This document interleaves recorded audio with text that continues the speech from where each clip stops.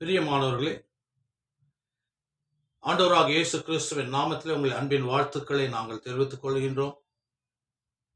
மறுபடியும் இந்த யூடியூப் மூலியமாய் உங்களை நாங்கள் சந்திப்பதில் மிக்க மகிழ்ச்சி அடைகிறோம். ஆண்டவராகிய கர்த்தர் இன்னொரு நாளை கொடுத்து அவரை நாமத்தை உயர்த்தவும் மகிமைப்படுத்தவும் அவரை ஸ்தோத்தரிக்கவும் கர்த்தர் தாமே இந்த நாளை நமக்கு கொடுத்த கிருபைக்காக தயவுக்காக நாங்கள் நன்றியோடு உம்மை துதிக்கிறோம். கர்த்தாவே ஸ்தோத்தரிக்கிறோம். ஆண்டவர் இந்த நாளும் கூட நீர் கொடுக்க போகிற ஒரு சிறிய வார்த்தைகளுக்காக நாங்கள் நன்றியோடு உம்மை துதிக்கிறோம், ஸ்தோத்தரிக்கிறோம். எங்களோடு கூட நீர் பேசும்படிக்காக இந்த வேளை நாங்கள் ஜெபிக்கிறோம். ஆண்டவராகிய இயேசு கிறிஸ்துவின் நாமத்தில் ஜெபிக்கிறோம். எங்கள் ஜீவன் உள்ள நல்ல பிதாவே, ஆமேன். அல்லேலூயா, அல்லேலூயா. இந்த நாளிலே கர்த்தர் நமக்கு கொடுக்க போகிற ஒரு சிறிய செய்தி. வேதத்துல நாம் வாசிக்கும் பொழுது எல்லோருக்கும் தெரிந்த ஒரு வார்த்தை வசனம். மத்தேயு 15ஆம் அதிகாரம் 7, 8, 9 உள்ள வசனங்களை வாசிப்பதற்கு முன்பதாக இந்த நாளிலே அநேக இடங்களிலே அநேக ஆராதனைகள் தேவன் நாம மகிமைக்காக ஆண்டவரை துதிக்கிறார்கள், ஆராதிக்கிறார்கள், தேவனுடைய நாமத்தை மகிமைப்படுத்துகிறார்கள். அநேக இடங்களிலே பலவிதமான ஆராதனைகளை நாம் பார்த்து கொண்டு வருகிறோம். தேவன் இந்த நாளிலே இந்த ஆராதனை குறித்து சுருக்கமாய் நம் மத்தியில் அவர் பேச இருக்கிறார். சில பேர் தன்னுடைய புகழுக்காக இசைப்பார்கள், பாடுவார்கள். தன் மேன்மைக்காக புகழ்ந்து பாடுவார்கள். வேதம் மிக தெளிவாய் சொல்லப்பட்டு இருக்கிறது. வருகிற இந்த நாட்களிலே நாம் பார்க்கும் பொழுது அநேக இடங்களிலே ஆண்டவர் எப்படி ஆராதிக்கிறார்கள், எப்படி நாமத்தை மகிமைப்படுத்துகிறார்கள், எப்பேற்பட்ட காரியங்கள் எல்லாம் சபையில நடந்து கொண்டு இருக்கிறது என்பதை நாம் பார்த்து கொண்டு இருக்கிறோம். பரிசுத்த ஆவியானவர் கர்த்தராகிய தேவன் இந்த நாளிலே இந்த ஆராதனை குறித்து வேதத்தின் மூலியமாய் நமக்கு வெளிப்படுத்துகிறார். புத்தி உள்ள ஆராதனை என்று நாம் வேதத்துல வாசிக்கிறோம். முழு உள்ளத்தோடு, முழு ஆத்மாத்தோடு, முழு சரீரத்தோடும் தேவனை தொழுது கொள்ள வேண்டும் என்று வேதம் சொல்லப்பட்டு இருக்கிறது. ஆமென், அல்லேலூயா. ஏதோ ஏனதானமாய் வந்து பாடி ஆண்டவரை நாமத்தை மகிமைப்படுத்துவதல்ல. நாம் ஆண்டவரை ஆராதிப்பதற்கு முன்பதாக நம்முடைய இருதயம் தேவனுக்கு உகந்ததா இருக்கிறதா என்பதை நாம் முதலில் சிந்திக்க வேண்டும். ஆமென். நாம் மனுஷனுக்காகவா, இல்ல ஜன கூட்டத்திற்காகவா, பெருமைக்காகவா, புகழுக்காகவா நாம் தேவனை ஆராதிக்கிறோம் என்பதை முதல்ல நாம் நினைத்துக் கொள்ள வேண்டும். என் ஆண்டவர் சொன்னார், முழு உள்ளத்தோடு, முழு ஆத்மாத்தோடு, முழு சரீரத்தோடு என்னை தொழுது கொள்வாயாக. வேதத்தில் நாம் வாசிக்கும் பொழுது மத்தேயு 15ஆம் அதிகாரம் Matthew chapter 15 verse 7, 8, 9. மாயக்காரரே, உங்களை குறித்து கர்த்தர் பேசுகிறார். இன்னைக்கு அநேக மாயக்காரர்கள் சபையில் ஆயிட்டாங்க. இப்போ பாஸ்டர் இருக்கும்போது ஒரு மாதிரி ஆண்டவருடைய நாமத்தை துதிக்கிறது, ஆராதிக்கிறது, பாடுறது. ஊழியக்காரர்கள்னா வேலை வித்தியாசமா இருக்கும். சபையில தன்னுடைய புகழுக்காக, தன்னுடைய மேன்மைக்காக அநேக இடங்களில இசைப்பதும், பாடுவதும், புகழ்வதும். நம்மளை குறித்து யாராவது மேன்மையா பேசுவார்களா? நம்முடைய குரலை குறித்து யாராவது மேன்மையா பேசுவார்களா? நம்ம இசையை குறித்து யாராவது மேன்மையா பேசுவார்களா? நம் குரலை குறித்து, பாடலை குறித்து யாராவது மேன்மை பேசுவார்களா? ஓ, நாளிலே இதைதான் இசைக்கிற பிள்ளைகளும் பாடுகிற பிள்ளைகளும் இதைதான் எதிர்பார்க்க இருக்கிறார்கள். அது மட்டுமல்ல, நன்றாய் பாடிவிட்டால் சபையில நீதான் பெரிய ஊழியக்காரர், உம்முடையதான் கர்த்தர் பேசுகிறார், உடன் ஊழியக்காரர், தலைமை போதிடத்தில் எப்பேற்பட்ட ஒரு அபிஷேகம் இல்லை, வல்லம் இல்லை என்றெல்லாம் சொல்லிக் கொண்டு இருக்கிற இந்த நாட்களில நம்முடைய ஆராதனை, நாம் தேவனை துதிக்கிறோம், தேவனை ஆராதிக்கிறோம், தேவனை மகிமைப்படுத்துகிறோம், நல்லது. ஆனால் அது தேவனுக்கு உகந்ததாய், பிரியமுள்ளதாய், ஆராதனையாய் இருக்கிறதா என்பதை தான் வேதத்தின் மூலியமாய் கர்த்தர் இந்த நாளில் நமக்கு அவர் வெளிப்படுத்துகிறார். மத்தேயு 15ஆம் அதிகாரம் 7வது வசனம். மாயக்காரரே, நீங்க நிறைய மாயக்காரர் ஆயிட்டாங்க. சபையில நிறைய பேர் ஆயிட்டாங்க. ஆண்டவர் சொல்றார், முழு உள்ளத்தோடு, முழு ஆத்மாத்தோடு, முழு சரீரத்தோடு என்னை தொழுது கொள்வீராக. துதியின் மத்தியில வாசம் செய்கிற தேவன், துதிக்கு பாத்திரர், மகிமைக்கு பாத்திரர். அல்லேலூயா. என்ன சொல்றீங்க? மாயக்காரரே, உங்களை குறித்து இந்த ஜனங்கள் தங்கள் வாயினால் என்னிடத்தில் சேர்ந்து தங்கள் உதடினால் என்னை கனப்பண்ணுகிறார்கள். அவங்களே ஹல்லேலூயா எல்லாருமே சொல்றாரு கர்த்தர் இந்த இடத்துல. முதல்ல நீங்க நல்லா பாடுறீங்க, நல்லா துதிக்கிறீங்க, நல்லா ஜெபிக்கிறீங்க, நல்லா என்னை கனப்படுத்துறீங்க, என்ன ஸ்தோத்திரிக்கிறீங்க, நாமத்தை உயர்த்துறீங்க, நல்லது. ஆனா இன்னொரு அடுத்த வசனம் என்ன சொல்லப்பட்டு இருக்கிறது? இந்த ஜனங்கள் தங்கள் வாயினால் என்னிடத்தில் சேர்ந்து, எப்படியே வாயினால் துதியினால் என்னோட சேர்ந்து தங்கள் உதடினால் என்னை கனம் பண்ணுகிறார்கள். நல்லது. இப்ப என்ன சொல்றாரு இந்த இடத்துல? நல்லதப்பா, நல்லா பாடுற, நல்லா இசைக்கிற, நல்ல குரல் உங்ககிட்ட இருக்கிறது, நீ பாடும்போது நல்ல பிரசன்ன அபிஷேகம் இறங்குது, நல்லது நல்லது நல்ல. தேவனுடைய நாமத்தை எங்க நீ சொல்றியோ, எங்க உயர்த்துறியோ, எங்க மகிமைப்படுத்துகிறையோ, அங்க தேவனுடைய பிரசன்னம் இறங்கும். நீ பாடுவதனால அல்ல, நீ இசைப்பதனால அல்ல, நீ துதிப்பதனால அல்ல, நீ அவருடைய நாமத்தை உயர்த்தும் பொழுது யாரா இருந்தாலும் சரி, அவருடைய பிரசன்னம், அவருடைய அபிஷேகம், அவருடைய வல்லமை அந்த இடத்துல இறங்கும். அல்லேலூயா அல்லேலூயா. கனப்பண்ணுகிறார்கள்.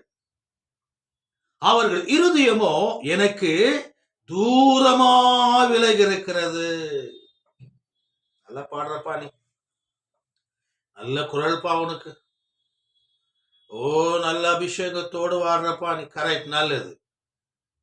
நான் சொன்னேன் இல்லையா, அவருடைய நாமத்தை உயர்த்தும் பொழுது, அவர் நாமத்தை மகிமைப்படுத்தும் பொழுது, மகிமைப்படுத்தும் எந்த ஸ்தானத்திலும் நான் இறங்கி வருவேன் என்று கர்த்தர் சொல்லி இருக்கிறார். ஆமென். பிள்ளைங்க பாடினாலும் சரி, இசை இல்லாமல் பாடினாலும் சரி, அவருடைய மகிமை இறங்கும், மகிமை இறங்கும். ஆனா நீ எப்படி இருக்கிறாய்? அவர் சொல்றார், அவர்கள் இருதயமோ எனக்கு தூரமாய் விலகி இருக்கிறது என்று கர்த்தர் சொல்லுகிறார். மார்க் 7ஆம் அதிகாரம் 6-7 உள்ள வசனங்களை வாசிக்கும் பொழுது மறுபடியும் இந்த வார்த்தைகளை குறித்து கர்த்தர் நம்மோடு கூட பேச இருக்கிறார். மார்க் 7ஆம் அதிகாரம் 6-7 உள்ள வசனங்கள். அவர்கள் அவருக்கு பிரதியுத்தரமாக, இந்த ஜனங்கள் தங்கள் உதடினால் என்னை கனப்பண்ணுகிறார்கள். அவர்களுக்கு அவர் பிரதியுத்தரமாக, இந்த ஜனங்கள் தங்கள் உதடினால் என்னை கனப்பண்ணுகிறார்கள், அவர்கள் இருதயமோ எனக்கு தூரமாய் விலகி இருக்கிறது. அல்லேலூயா அல்லேலூயா. தூரமாய் விலகி இருக்கு. இதே வசனத்தை மறுபடியும் மார்க்ல நம்ம வாசிக்கிறோம். அல்லேலூயா அல்லேலூயா. அடுத்த வசனம் சொல்லுது பாருங்க, மனுஷனுடைய கற்பனை உபதேசங்களை போதித்து வீணா எனக்கு ஆராதனை செய்கிறார்கள் என்று எழுதியிருக்கிற பிரகாரம். நிழல் பழைய ஏற்பாட்டு நிழல். பழைய ஏற்பாட்டுல என்னென்ன சொல்லப்பட்டிருக்கிற தீர்க்க தரிசனம் எல்லாம் புதிய ஏற்பாட்டில நிறைவாய் கர்த்தர் ஆண்டவராக இயேசு கிறிஸ்து செய்து முடித்தார். பழைய ஏற்பாட்டில் ஆண்டுடைய பிறப்பை குறித்து பேசியிருக்கிறது, அவருடைய சிலுவை பாடுகளை குறித்து பேசியிருக்கிறது, ஆமென், அவருடைய வருகை குறித்து பேசியிருக்கிறது, எல்லாம் பேசியிருக்கிறது. அவர் யார், எப்பொழுது பிறப்பார், எல்லாம் பழைய ஏற்பாட்டில தீர்க்க தரிசனமாய் சொல்லப்பட்டிருக்கிறது. இப்ப அந்த பழைய ஏற்பாட்டை குறித்து இந்த இடத்துல அவர் பேசுறார். என்ன பேசுறாரு? மார்க் 7ஆம் அதிகாரம் 7வது வசனம். மனுஷனுடைய கற்பனைகள் உபதேசங்களாய் போதித்து வீணா எனக்கு ஆராதனை செய்கிறார்கள் என்று எழுதியிருக்கிற பிரகாரம். மாயக்காரராகிய உங்களை குறித்து ஏசாயா நன்றாய் தீர்க்க தரிசனம் சொல்லி இருக்கிறானே. இந்த மாதிரி வேஷம் போட்டு பாடுறது, துதிக்கிறது, கூத்தாடுறது, ஜனங்களை சந்தோஷப்படுத்துறது, சொன்னவங்களை டான்ஸ் ஆடி எழுப்புறது, நீ ஊழியக்காரங்கள ஆயிட்டாங்க. இந்த மாதிரி இனி 1 மணி நேரம் தேவனுடைய சத்தியத்தை சபையில கேட்க முடியாமல் நிற்கிறது. இப்பேற்பட்ட டான்ஸ் ஆடுறவன், கூத்தாடுறவன், ஆடுறவன், இவனை தான் அநேக சபைகள்ல அழைக்கிறாங்க. எங்க சத்தியம் இருக்கிறதோ அந்த சத்திய பேசுகிற ஊழியக்காரை யாரும் அழைப்பதில்லை. இன்னைக்கு எல்லாம் பிள்ளைகளை சந்தோஷம், வாலிப பிள்ளை, வாலிப நாட்களிலே உன்னை உண்டாக்கின தேவனை நினை என்று கர்த்தர் சொல்லுகிறார். இந்த வாலிப பிள்ளைகள் எல்லாம் கூட்டம் கூட்டமா கூடி அவங்களை ஆலயத்துல டான்ஸ் ஆடி, இந்த பக்கம் ஒரு டான்ஸ், இந்த ஒரு பக்கம் டான்ஸ், பாடி பாடி ஆடி ஆடி ஆடி ஆடி ஆடி. இதெல்லாம் தேவன் நாம மகிமைப்படுத்துறதா இல்ல பிள்ளைங்களை சந்தோஷப்படுத்துறதா? இங்க என்ன சொல்றாரு? ஏற்கனவே நான் சொல்லிட்டேன். மனுஷனுடைய கற்பனைகள் உபதேசங்களாக போதித்து, கற்பனைகளை உபதேசங்களாய் போதித்து, வேதத்தை இல்ல. அவன் ஒண்ணு வச்சுன்னு இருப்பான், சத்தியத்தை ஒன்று படிப்பான், ஜனங்கள் தகுந்த மாதிரி வார்த்தைகளை பேசுவான். அவன் கற்பனையே வேற, இதைதான் படிப்பான், சத்தியத்தை தான் படிப்பான். இவனுதான் கள்ள போதகர்கள். வேதத்தையும் படிப்பானுங்க, வேதத்தையும் வாசிப்பாங்க, ஆனா அப்படியே திருப்பி ஜனங்களை தனக்குள்ள கொண்டு வருவாங்க. ஏன்னா இப்பெல்லாம் என்ன சொல்றாங்க தெரியுமா? சில பழைய மூத்த ஊழியக்காரங்களாம் சில இளம் ஊழியக்காரங்களை பார்த்தா, இல்லைன்னு சொல்லக்கூடாது, புதுசா வந்திருக்கிற பிள்ளைகள் எல்லாம் பார்த்து கேட்கும் போது, என்னப்பா நீங்கெல்லாம் இப்படி ஒரு டான்ஸ் ஆடுறீங்களே, இப்படியெல்லாம் இப்படி பண்றீங்களே, இது நல்லது இல்லை. இல்லை, இதைதான் விரும்புறாங்க இந்த நாட்களில. வாலிபர்கள் இதுதான் விரும்புறாங்க. அப்போ நீ வாலிப விரும்புகிறதை செய்யும்படி நீ கர்த்தர் உன்னை அழைத்தாரா, இல்லை கர்த்தருடைய வசனத்தின்படி ஆராதிக்க கர்த்தர் உன்னை அழைத்தாரா? உலகத்துல இருந்துட்டுக்கலாமே. எதுக்கு சத்திய வேதத்தை எடுத்தீங்க? எதுக்கு வார்த்தை எடுத்தீங்க? நீங்க இன்னைக்கு ஆராதனை வித்தியாசமாய் போய்கொண்டு இருக்கிறது. தேவனுக்கு பிரியமில்லாத ஆராதனைகள். பலிபீடத்துல டான்ஸுக்கு தான், அவரோட டான்ஸ் விசில் தான் ஓடின்னு இருக்குது. அப்ப தேவனுடைய பிரசன்னம் எப்படி இறங்காங்க? முழு உள்ளத்தோடு, முழு ஆத்மாத்தோடு, முழு சரீரத்தோடு, முழு பலத்தோடு நீ என்னை ஆராதி, என்னை மகிமைப்படுத்த கர்த்தர் சொல்லுகிறார். அல்லேலூயா. ஏன்னா இந்த நாட்களிலே ஆராதனை இப்படியாய் போய் கொண்டிருக்கிறது. அநேக இடங்களிலே இந்த ஆராதனை குறித்து கர்த்தர் நமக்கு அநேக காரியங்களை கர்த்தர் வெளிப்படுத்தி கொண்டு வருகிறார். வாலிப பிள்ளைகளே, வாலிப ஆண்களே, எங்கு தேவனுடைய வசனத்தின்படி சபை நடக்கிறதோ, எங்க தேவனுடைய வார்த்தையின்படி ஆராதனை நடக்கிறதோ அங்க போங்க. நிறைய வாலிபர்கள் கூட்டம் காலையில இருந்து சாயந்தரம் வர டான்ஸ் ஆடி ஆடியே முடிச்சிடுறாங்க. ஒரு ஊழியக்காரர் வந்து வித்தியாசமா டான்ஸ் ஆடி ஆராதனை நடத்துறாங்க. ஆமென், அல்லேலூயா, அல்லேலூயா, ஸ்தோத்திரம். ஆண்டவர் இந்த வசனத்தை வாசிக்கலாம். எரேமியால, அதாவது ஏசாயால நான் சொல்லி இருக்கிறேன் என்று அவர் சொன்ன அந்த வசனத்தை நாம் எடுப்போம். ஏசாயா 29ஆம் அதிகாரம். ஏசாயா 29ஆம் அதிகாரத்துல சொல்லப்பட்ட இருக்கிற ஒரு வசனம். ஏன்னா ஆண்டவர் சொன்னார் இல்லையா, ஏற்கனவே ஏசாயா தீர்க்கதரிசியின் மூலியமாய் இந்த காரியத்தை நான் உணர்த்திருக்கிறேன் அல்லவா, இன்னும் எப்படி நீங்கள் ஆராதித்துக் கொண்டு இருக்கிறீர்கள், என் நாமத்தை மகிமைப்படுத்துறீர்கள், நல்லது. ஆனால் உங்கள் இருதயமோ, உங்கள் எண்ணமோ, உங்கள் சிந்தனையோ எங்க இருக்கிறது? இதயத்தில் சுத்தமுள்ளவன் பாக்கியவான், அவன் ஒருவன் தான் தேவனை தரிசிக்க முடியும். நீ ஆண்டவருக்காக என்ன தியாகம் பண்ணாலும் சரி, உன் இதயம் பரிசுத்தமா இல்லைனா, உன் இதயம் பரிசுத்த சிந்தனை இல்லாம இருந்தாக்கா, நீ பரிசுத்த வாழ்க்கை வாழாம இருந்தீனா, ஒரு காலம் தேவன் உன்னை தரிசிக்க முடியாது. ஆனா நீ ஆராதிக்கிற தேவன் நாமத்தை மகிமைப்படுத்துகிற, ஆனா உன் இருதயம் எனக்கு தூரமாய் விலகி இருக்கிறது. அப்ப நான் எங்க அப்படி இருப்பேன் அந்த இடத்துல?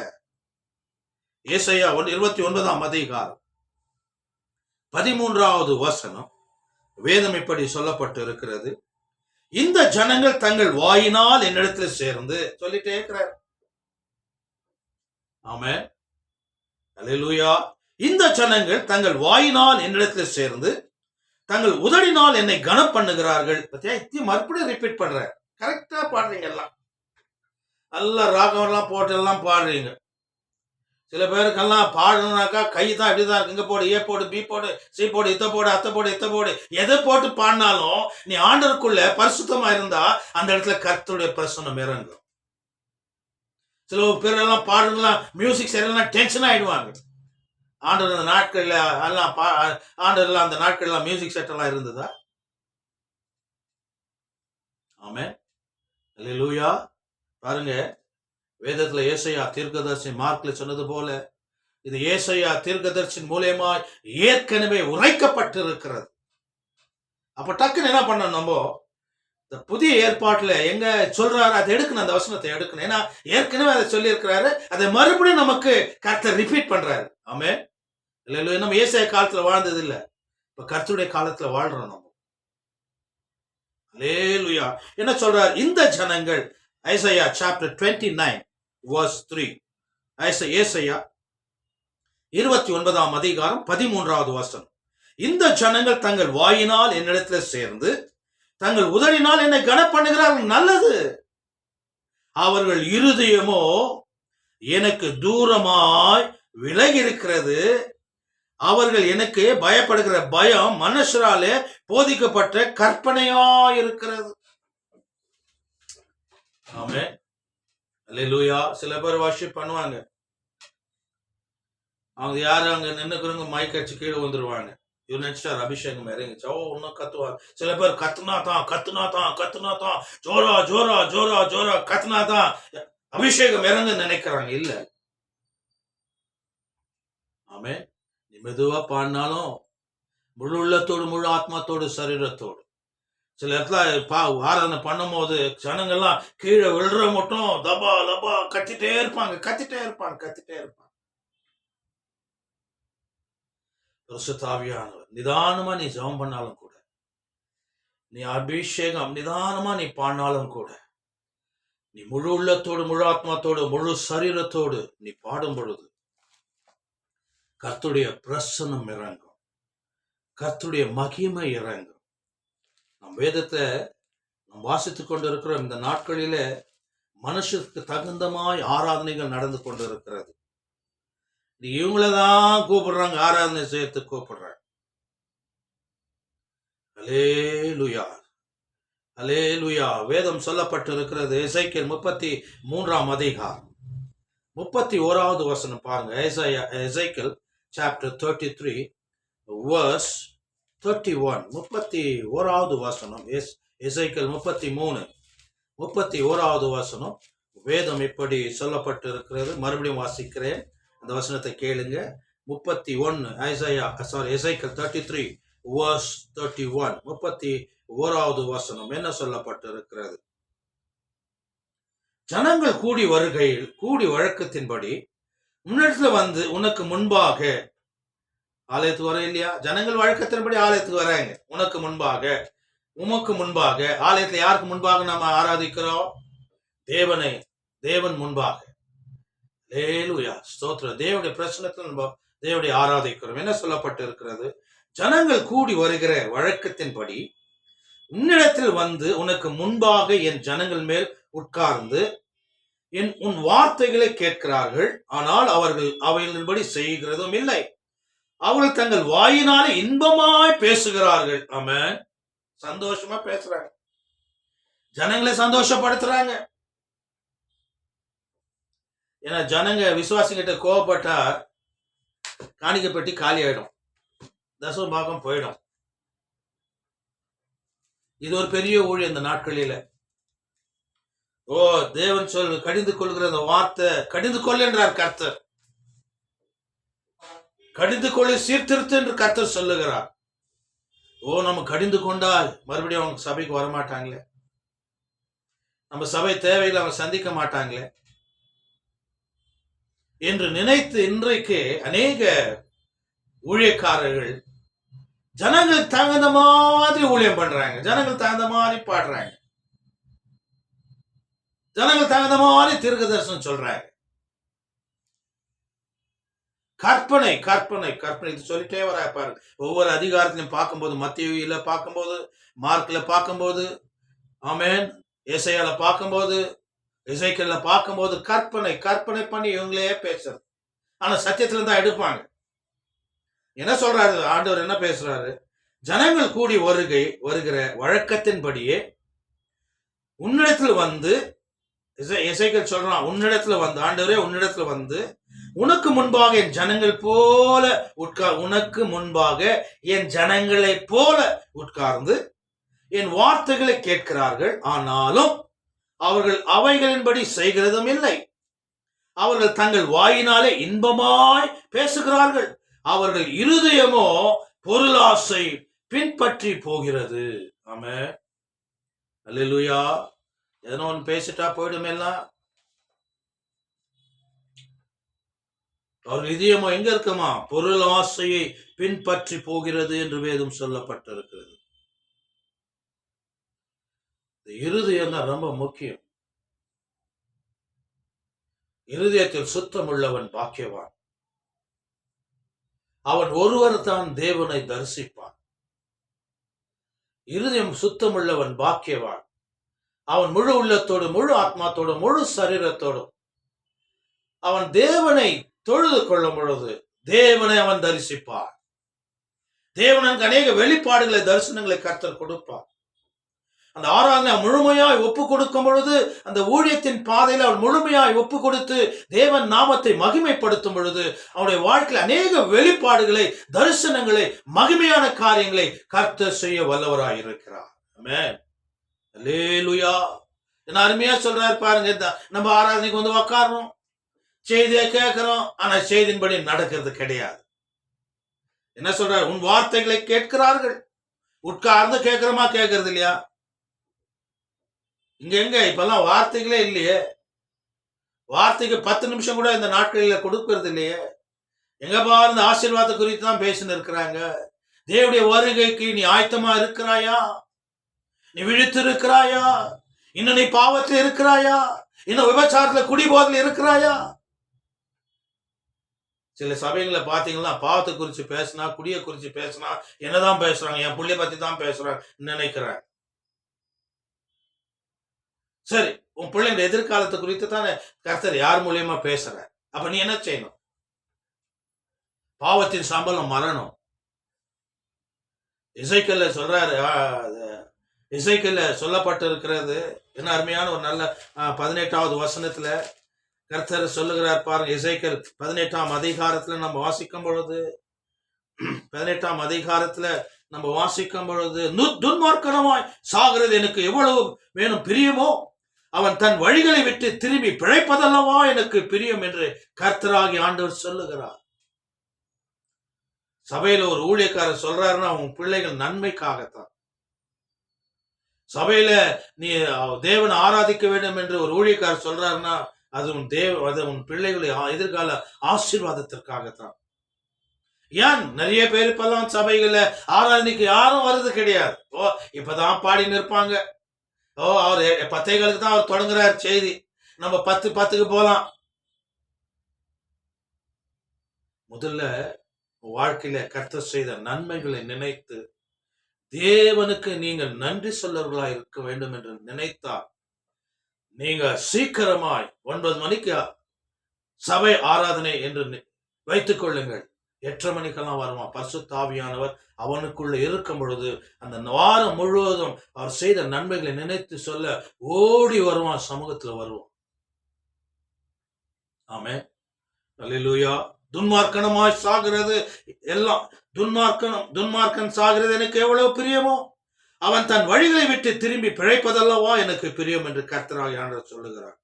மன திரும்புகள் அப்பொழுது பிழைப்பீர்கள், சாவுடைய சாவை நான் விரும்புவதில்லை என்று கர்த்தர் சொல்லுகிறார். அல்லேலூயா. வராங்க, சபைக்கு வராங்க, ஆனா வார்த்தை கேட்க மாட்டேன்றாங்க.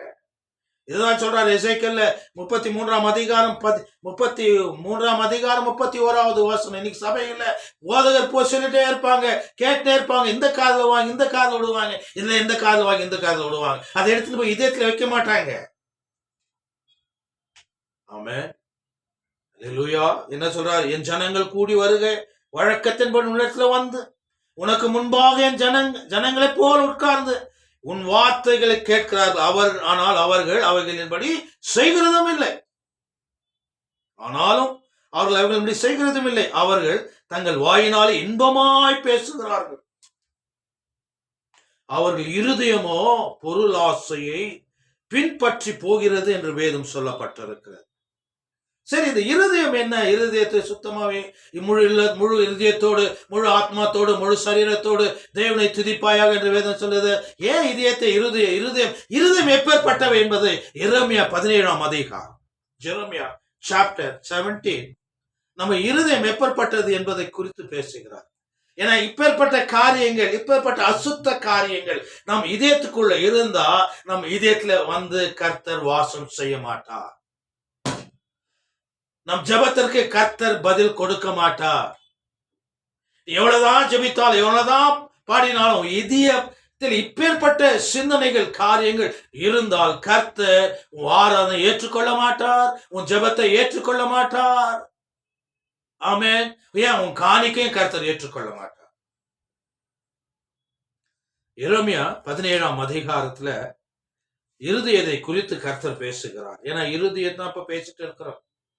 அவர்கள் இருதயமோ எனக்கு தூரமாய் இருக்கிறது.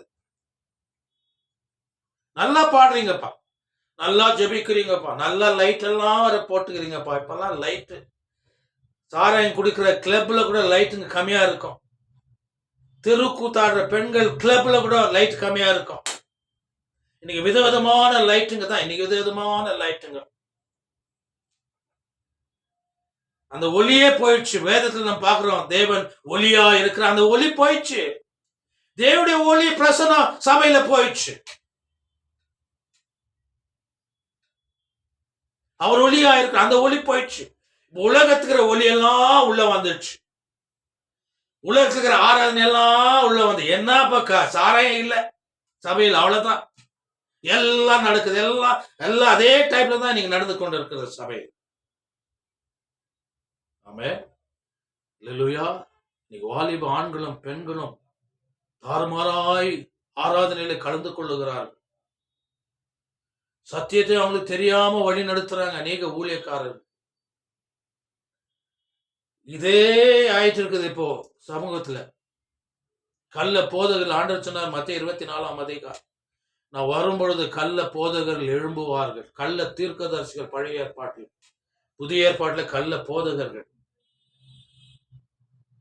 மனசுக்கு தகுந்த மாதிரி ஊழியம்.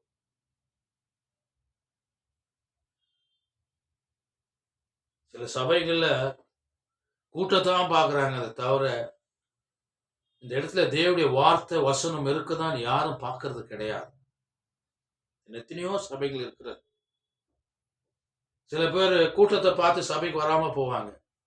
நீ கூட்டத்தை பார்க்க வரியா, தேவனை பார்க்க வரியா?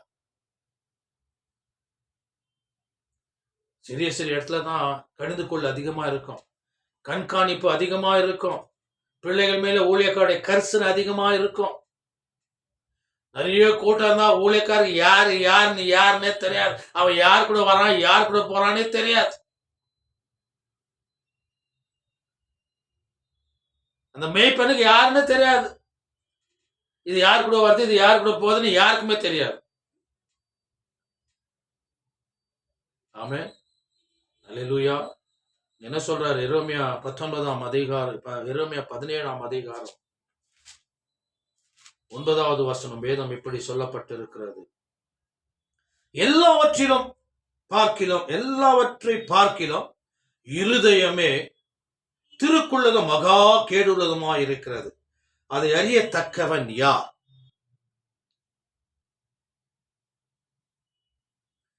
எல்லாவற்றை பார்க்கிலும் இருதயமே திருக்குள்ளதும் மகா கேடுள்ளதுமாய் இருக்கிறது, அதை அறியத்தக்கவன் யார்? அடுத்த வசனம், கர்த்தராகிய நானே ஒவ்வொருவனுக்கும் அவனவன் வழிகளுக்கு செய்களுக்கும் பலன் அளிக்கும் தக்க கொடுக்கும்படி என் இருதயத்தை ஆராய்ந்து வரும் உள்ளத்திரங்களை சோதித்தருமா இருக்கிறேன் என்று கர்த்தர் சொல்லுகிறார். ஆமென். அல்லேலூயா. இருதயம் திருக்குள்ளதும் மகா கேடுள்ளதுமா இருக்கிறது. நான் சொல்லல, வேதம் சொல்லுது.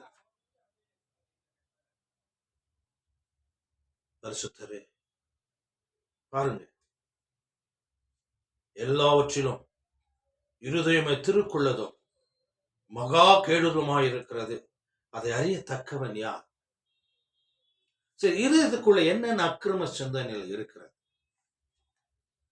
இவைகளாம் இருந்தா நம்ம எப்ப தேவனை நம்ம சந்திக்க முடியும்?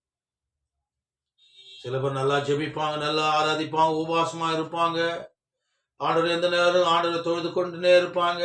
வீட்டுல மாமியார் சோறு போட மாட்டாங்க, மாமனாருக்கு ஒரு கிளாஸ் தண்ணி கொடுக்க மாட்டாங்க. சில இருக்கிறாங்க, கூட்டம் இருக்கிறாங்க, வீட்டுல பத்தி கவலையே பட மாட்டாங்க, உபவாசம் கூட்டத்துல உக்காந்து இருப்பாங்க. கணவன் வந்து ஒன்னும் இல்லாத உக்காந்து இருப்பாங்க. அல்லேலூயா. நம் இருதயத்துல ஆண்டவர் சொல்றாரு, இவர்கள் என்னை ஆராதிக்கிறார்கள், கனப்படுத்துகிறார்கள், என் நாமத்தை உயர்த்துகிறார்கள். ஆனால் அவர்கள் இருதயமும் எனக்கு கனெக்ஷனே இல்லை, எனக்கு கனெக்ஷனே இல்லை. ஆமே, அக்குறுமை சிந்தை நிறைந்திருந்தா இதயத்துல என்ன செய்ய முடியும்? இந்த வேதம் சொல்லப்பட்டிருக்கிறது. கடைசியா சொல்லிவிட்டு நான் ஜெபிக்கிறேன். மார்க் 7ஆம் அதிகாரம், மார்க் 7ஆம் அதிகாரம் 21, 22 உள்ள வசனங்களை வாசித்திருக்க நான் ஜெபிக்கிறேன். பரிசுத்த ஆவியானவர் இதயத்துல என்னென்ன அக்கிரமை சிந்தைகள் இருக்கிறது, ஆமே, மனம் திரும்பவும் அல்லவா துன்மார்க்கனமாய் ஒருவன் சாவது எனக்கு பிரியமில்லை, மனம் திரும்பி பிழைப்பதல்லவா எனக்கு பிரியம். மார்க் 7ஆம் அதிகாரம் சுவிசேஷம், மார்க் எழுதின சுவிசேஷம் 7ஆம் அதிகாரம் 21, 22 உள்ள வசனங்களை வாசிக்கும் பொழுது வேதம் இப்படி சொல்லப்பட்டிருக்கிறது. ஏன் இந்த மனுஷனுக்குள்ள இருந்து புறப்படுகிறதே மனுஷன் தீட்டுப்படுத்தும். 19 நான் வாசிக்கிறேன், 21 இல்ல 19 நான் வாசிக்கிறேன். அது அவன் இருதயத்துக்கு போகாமல் வயிற்றில போகிற அதிலிருந்து எல்லா போஜனங்களும் அசுத்தங்களும் கழுகிற அசன வழியாய் நீங்க போகும். மனுஷனுக்குள்ளே இருந்து புறப்படுகிறதே மனுஷன் தீட்டுப்படுத்தும். எப்படி எனில், மனுஷனுடைய இருதயத்திலிருந்து பொல்லாத சிந்தனைகளும் விபச்சாரங்களும் வேசித்தனங்களும் கொலைபாதங்களும் களவுகளும் பொருளாசைகளும் துஷ்டதனங்களும் கபடமும் காம விவகாரமும் வன்கண்ணும் தூஷணமும் பெருமையும் மதிக்கேடும் புறப்பட்டு வரும். ஆமென், அல்லேலூயா. ஆண்டவர் ஏன் இதயத்தை குறித்து பேசுறாரு? இப்பேற்பட்ட காரியங்கள் மனுஷனுடைய வாழ்க்கையில இதயத்துல இருக்கு. மனம் திரும்பி பிழைப்பதல்லவா எனக்கு பிரியமா இருக்கிறது. எங்க துதிக்கிறீர்களோ அங்கு நான் இறங்கி வருவேன் என்று கர்த்தர் சொல்லுகிறார். இனி இந்த உன்னி வர நாட்களில நம் ஆராதனையில கலந்து கொள்ளும் பொழுது, அல்லேலூயா, முழு உள்ளத்தோடு முழு ஆத்மாத்தோடு நேரத்தோடு வந்து தேவனை தொழுது கொள்ள இந்த வேளையில நாம் கேட்கிறோம். மார்க் 7 சொல்றார், ஒரு மனுஷனுடைய இருதம் எப்பேற்பட்டதமாக கிறுக்குள்ளதும் கேடுள்ளதுமா இருக்கு. என்னென்ன இருக்கிறது என்பதையும் குறித்து கர்த்தர் பேசுகிறார். எப்படி எனில், மனுஷனுடைய இருதயத்தில் இருந்து பொல்லாத சிந்தனைகளும் விபச்சாரங்களும் வேசிதனங்களும் கொலைபாதகங்களும் களவுகளும் பொருளாசைகளும் துஷ்டதனங்களும் கபடமும் காம விவகாரமும் வன்கண்ணும் தூஷணமும் பெருமையும் மதிக்கேடும் புறப்பட்டு வரும். பொல்லாங்களாகிய இவைகளெல்லாம் உள்ளத்திலிருந்து புறப்பட்டு மனுஷனை தீட்டுப்படுத்தும் என்றார் கர்த்தர் என்று சொல்லுகிறார். ஆகவே கர்த்தர் சொல்றார், இதயத்துல சுத்தம் உள்ளவன் பாக்கியவான். அல்லேலூயா. நல்ல மனுஷனுடைய இருதயம். மத்தேயு 12ஆம் அதிகாரம், மத்தேயு 12ஆம் அதிகாரம், மத்தேயு 12ஆம் அதிகாரம் 35வது வசனம். Matthew chapter 12 verse 35. வேதம் இப்படி சொல்லப்பட்டிருக்கிறது. மத்தேயு 12ஆம் அதிகாரம் 35வது வசனம். நல்ல மனுஷனுடைய இருதயமோ நல்ல பொக்கிஷங்களிலிருந்து நல்லவைகளே எடுத்து காட்டுகின்றன. பொல்லாத மனுஷன் பொல்லாத பொக்கிஷிலிருந்து பொல்லாதவர்களே எடுத்து காட்டுகிறது. நல்ல மனுஷனுடைய இருதயம் நல்லதையே இருக்கும், நல்ல காரியங்கள் இருக்கும்.